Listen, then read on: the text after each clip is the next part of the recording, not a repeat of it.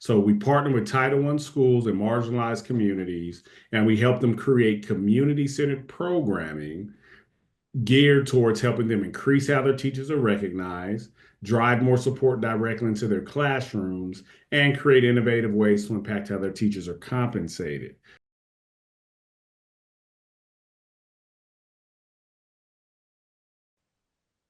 Hello, everyone from Phoenix and beyond. My name's Ignacio Ventura, your host of the Ventura Valley podcast. Today, I'm speaking with Lloyd Hopkins, Executive Director and founder of the Million Dollar Teacher Project. The Million Dollar Teacher Project's mission focuses on supporting teachers and bringing attention to the education system. How are you doing today, Lloyd? I'm doing fantastic. Happy to be here with you today, Ignacio, on the Ventura podcast. Thank you so much for joining us. I just to kick things off, what is the Million Dollar Teacher Project? Tell us more about that for those who don't already know. Yep. So Million Dollar Teacher Project is an organization that I launched in 2016 after working in and around education in different capacities for over 15 years. I work with youth offenders, after school recreation, dropout prevention. But the work that was the most meaningful in my career and journey was the roughly 6 years I spent in the classroom as a teaching assistant. The reason why I say that time was so impactful is because one, it showed me I'm not cut out to teach. It takes our best and brightest to go in classrooms and do that work. But two, it exposed me to the plight of teachers firsthand, how they're often underpaid, undervalued, under-resourced, and overworked. And for me, that's a community issue. That's something that we all should care about because teachers are literally shaping our future. They're the cornerstone of our society, and the fabric and a part of the fabric of our communities. And I really realized that there was a lack in organizations being there to support educators. And the best way to support students is by supporting their teachers. And so I launched Million Dollar Teacher Project again in 2016 to be a pathway of involvement to involve the community in partnering with schools, in increasing how teachers are recognized, driving more support directly into classrooms, and creating innovative ways to impact how teachers are compensated. So, in short, Million Dollar Teacher Project is a nonprofit created to bolster teacher retention and recruitment in underserved communities. Can you delve a little bit more into your teaching background? If correct me if I'm wrong, but you used to teach in the Alhambra school district, is that correct? Yeah. I was in the Alhambra district. This was early 2000s. I was in my 20s. And I thought that, I graduated high school wanting to be for kids what I didn't have, which was a caring male model and influence in their life. I didn't really have that when I was young. I grew up in a single mother household, and there weren't a lot of positive male influences in my environment. And so coming out of high school, I really felt motivated to want to be that for other kids. And so Nat, I think anybody that wants to help kids, your first thought is I want to teach. And so I was fortunate to get an opportunity to be a teaching assistant in the Alhambra Elementary School District. Uh, and so I worked in their middle school classrooms. I spent some time in self-contained classrooms working with students with learning disabilities, and it was a truly rewarding experience that has fueled all the rest of the work I do around education. I see. When was that moment you decided to found the Million Dollar Teacher Project? When did that moment of realization occur to you? Yeah, so this was probably around 2011-ish. I had got fired from a job. I was working for an organization um, that and I was in a leadership role, and um, and I got let go. I hadn't been unemployed since I was 16 years old. And one thing that I realized is through that moment is that bad leadership ruins a good mission every single day. day, and and going through that experience, I knew I didn't want to just go get another job. I wanted to do meaningful work. I wanted to do something that I wanted to get up every day being paid well for doing something that I loved, something that I was passionate about. I wanted to do passion-driven work. And so I went on a journey of self-discovery that took me about a year and a half. So I called when I got fired, I had called there were two phone calls I made. One was to my wife, who at the time she was working for a company. She was working in the same area that I was in. Um, and she walked over from her job to where I was at and consoled me and helped me figure out unemployment and told me it's going to be okay. And then the second call I made was to my younger brother, who told me, "Great, you lost your job, now find your life." Which was a really impactful statement that he told me. And years later, he would tell me he told me that because essentially it was God talking to him through me about me really uncovering what I felt my purpose was here on earth. And so I took his advice, and I went on a journey of self-discovery to try to find my life, to find what I really wanted to be, who I am, who I wanted to be when I entered into rooms. And um, and as I started uncovering and unpacking my motivations and passions, what I really discovered was my passion for education. Because I truly believe education is the great equalizer. If you're really trying to impact society, you're really trying to get people the tools to live thriving lives. It starts with education, when education lives up to its promise. The second thing that I uncovered was my admiration and respect and appreciation for teachers. Again, like I said, I think teachers are quintessential to a thriving, productive society.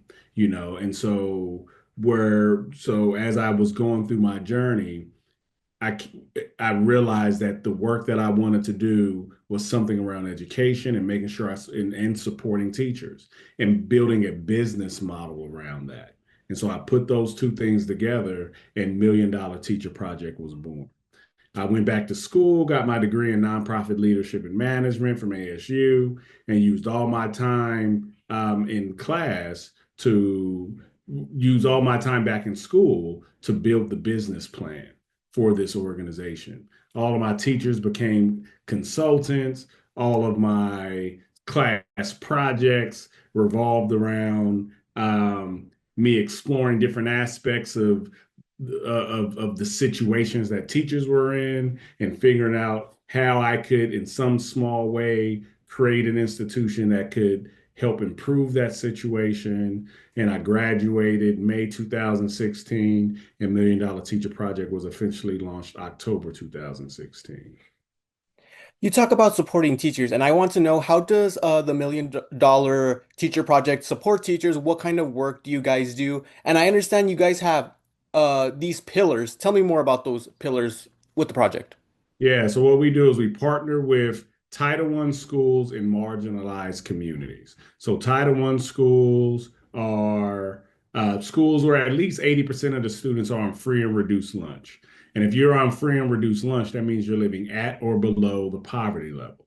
So we focus on those schools in marginalized communities that are under-resourced, high numbers of Black and Brown students, in communities and families that have needs.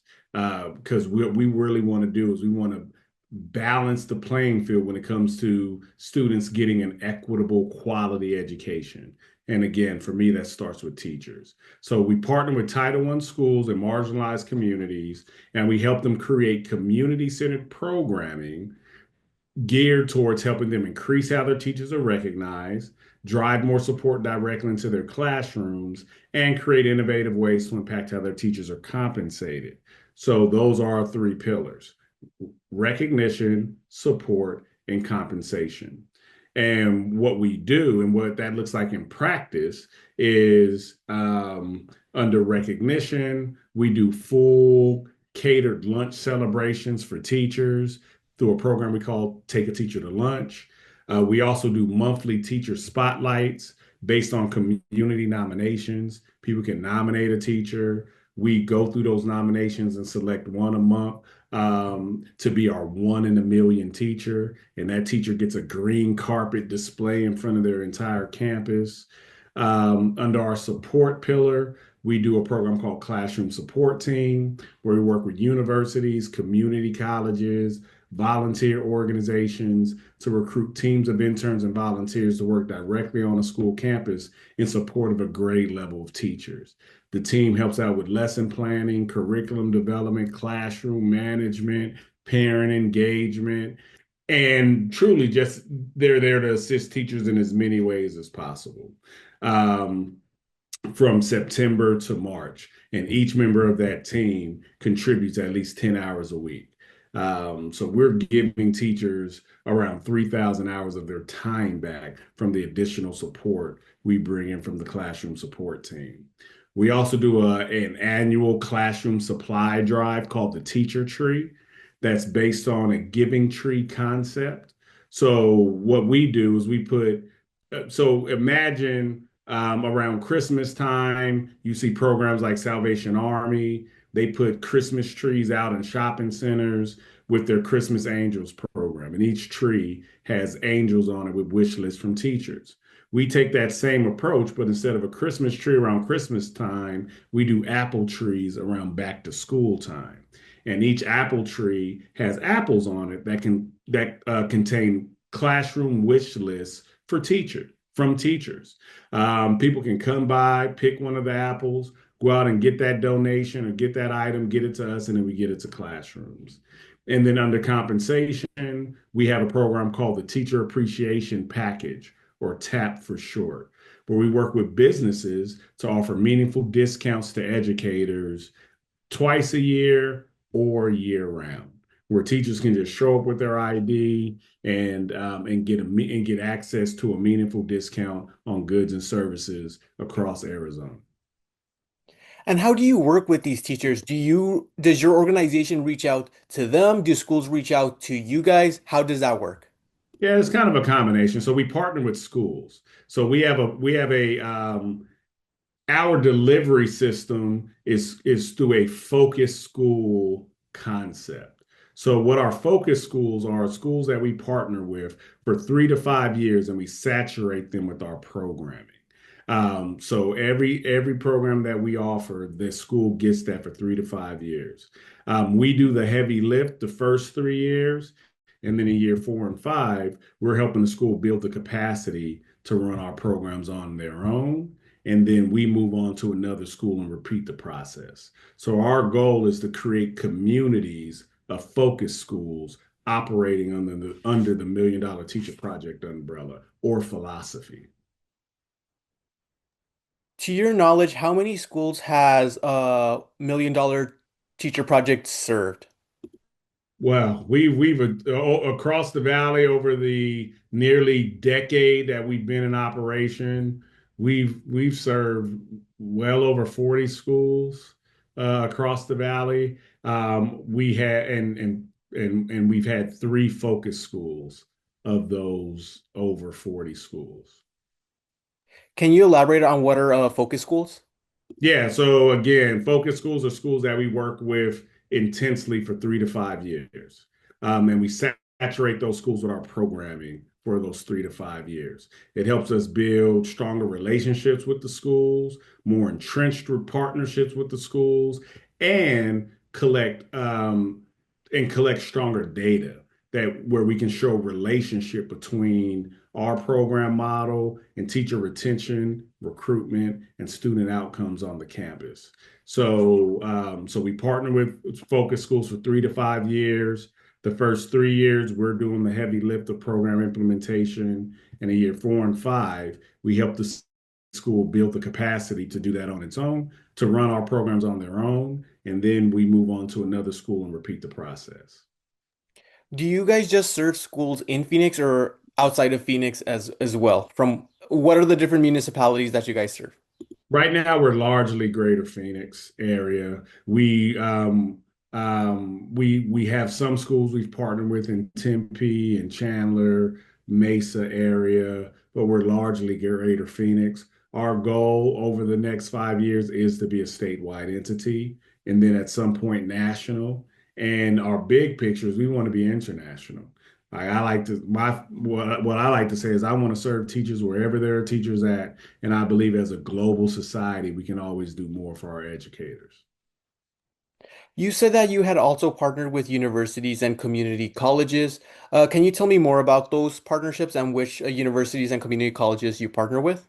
Yeah, so we work with ASU, we work with GCU, we've worked with Glendale Community College, we've worked with Phoenix College. We're developing a partnership with Paradise Valley Community College. And our primary relationship with universities is through internships. So we recruit interns from those schools, and those interns are used to staff or to our those interns are inserted into our classroom support team model. Our classroom support team is largely an internship driven program. So that's the primary way that we work with universities is through internships, but a lot of other collaborations. Like we work with the Next Generation Service Corps at ASU, which is a service learning program on the campus where they're teaching students how to understand public-private partnerships, and working with private sector organizations and public sector organizations. So we've worked with them for years. Um, there's a lot, so we do a lot of collaborating in the higher education space. This year we partnered with ASU to pilot a teacher resource center out in Tempe, where we're offering wellness programs to teachers, professional development programming for educators, and socialization, and a space for socialization for teachers. I see that the Million Dollar Teacher Project does do a lot, so I want to know for you, how do you manage to navigate any challenges coming your way when it comes to managing the Million Dollar Teacher Project? Just one day at a time. You got to be adaptable. You got to be flexible. You got to be agile when you work in the nonprofit arena. No 2 days are alike. Um, and I've created this organization to be able to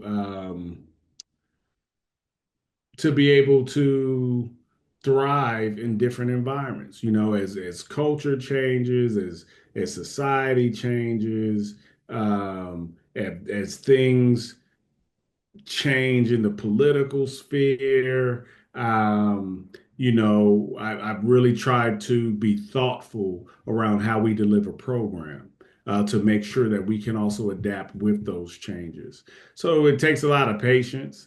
It takes a lot of commitment to your vision. When you're committed to a vision, that's what helps you embrace the obstacles that you encounter along the way to delivering your mission. You have to be committed to the destination that you're trying to get to and flexible on the road to get there. I wanted to talk a little bit more about education. So, the Arizona public school system, when rankings come out comparing it to other states, the Arizona public school system tends to rank very low. And I want to know how do people try to address that, and does your organization try to address that issue as well? Yeah, I mean that's the crux of our work. We want to take Arizona from being one of the lowest ranking in education to number one. I think a part of how we address that is um, not being okay with complacency. There's in all other walks of life, we're always striving to be number one. But for some reason, there's like a complacency around education, and what I believe is that everybody wants to be involved in some capacity. Everybody wants to impact their communities in some capacity. If you have kids, you want your kids to get the best education possible. Um, but what I understand is that not everybody's like me and going to go out and launch a nonprofit organization to try to do something about it. So there has to be a marriage between organizations, people that want to get out and do the work, and individual and partner with individuals that want to be involved. And then our work revolves around creating community centered ways for those people to be involved. We're a pathway for involvement. I want to make it easy that once I put it on your mind to support teachers and that you should support teachers, I want you to be able to simply pick one of our pathways to get involved that speaks best to you. Um, for me personally, what I want to see is everybody at least once a year commit to doing something meaningful for teachers.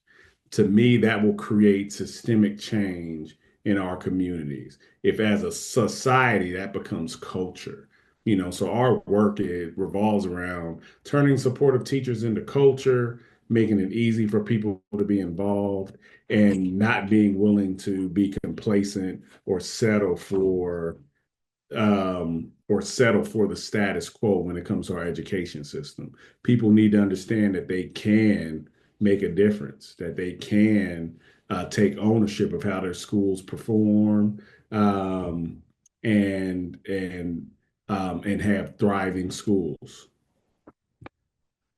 What do you think teachers and schools need the most right now? Funding is important. Collaboration. Um, I think we need to disrupt the how curriculum is delivered, how lessons are delivered. The education system hasn't been innovated in like 100 years. We're still operating off of the same model, and we need to really look at how we can evolve this model where it serves even more students and their learning styles. Students need differentiated environments, and I think that should be more commonplace in our current education system. If people wanted to create their own organization similar to Million Dollar Teacher Project, what advice do you have for them? Make sure you understand your motivation and your reason for wanting to start an organization, because it's not going to be easy. Um, if it was easy, everybody would do it. So that's the first thing. Like understand your motivation and your reason. It definitely can't be a profit motive, because when you're doing things just for money, it doesn't necessarily thrive, and it takes at least 5 years to take any business into profitability. The second is that you have, even if you're running a nonprofit, you got to understand it's still a business. So you got to think about how you're going to generate support, how you're going to generate revenue, how you're going to attract donors to your cause, to help you deliver your mission. So really understand the business aspect of running an organization.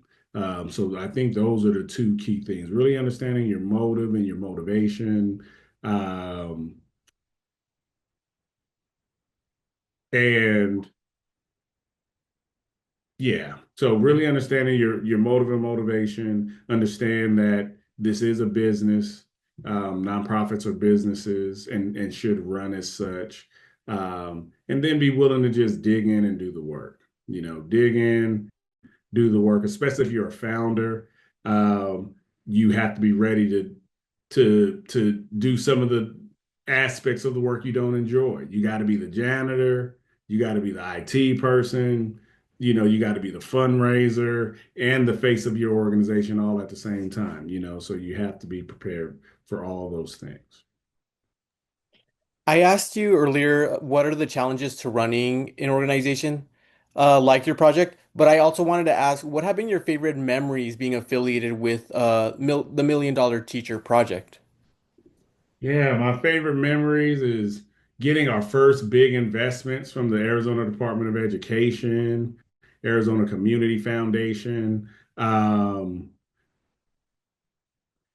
position because that put us in a position to for me to go from an army of one working with a bunch of interns to actually being able to invest in staff and really start working on scaling and growing this organization and this model. Um, one of a great moment was with one of our teachers. We worked with Maria Madrigal, who was a teacher at Granada Primary School, and having her talk about how us supporting her has made that year or those couple years of her being a teacher some of the best of her ever being in the profession.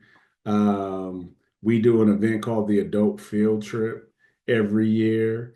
We kicked that off 4 years ago. This will be our fourth year.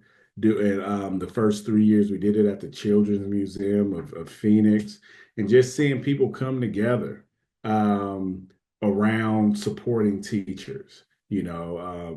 Those are some of the things that truly stick out to me. I see. And what's in store for the future for the $1 million teacher project? Yeah, just continued growth. As I mentioned, we are what's immediately ahead of us is becoming a statewide organization, then working on scaling to become national and then international. We have new concepts that we're rolling out over this next school year. Um, we're launching programs to support teachers that are in the STEM space. Um, we're creating a really exciting. We're moving into the convener space, which I'm really excited about. We're bringing people together around convenings that I'm calling solution summits, where we're bringing people together to come up with solutions to tackling some of the most challenging things that are facing our educators. So those are some of the big things that we're doing. I see. And if people wanted to support you guys or wanted to work with you guys, how can they go about doing so? Yep. So you can find us on our website, milliondollarteacherproject.org. Also on social media. We're on all social media platforms at MDT Project, at M as in million, D as in dollar, T as in teacher project. Got it. And I think we're running out of time, but I just want to give you the floor and if you have anything else to say to our audience, please feel free to do so right now, Lloyd. No, just as important. It's important to support teachers. The teaching profession is the one profession that creates all other professions, um, and we need that profession to thrive. And then it takes us rallying around that profession to turn it into the destination for our best and brightest minds to enter into the profession. So do what you can. Do one thing. Commit to doing one nice thing a year for a teacher. All right, thanks for the message, Lloyd. I think that's about time. Thank you for joining the Ventura Valley. I do appreciate your time telling us about the $1 million teacher project. Yep, absolutely. Thanks for having me, Ignacio. Thank you so much and have a good day, Lloyd. Thank you. Thank you.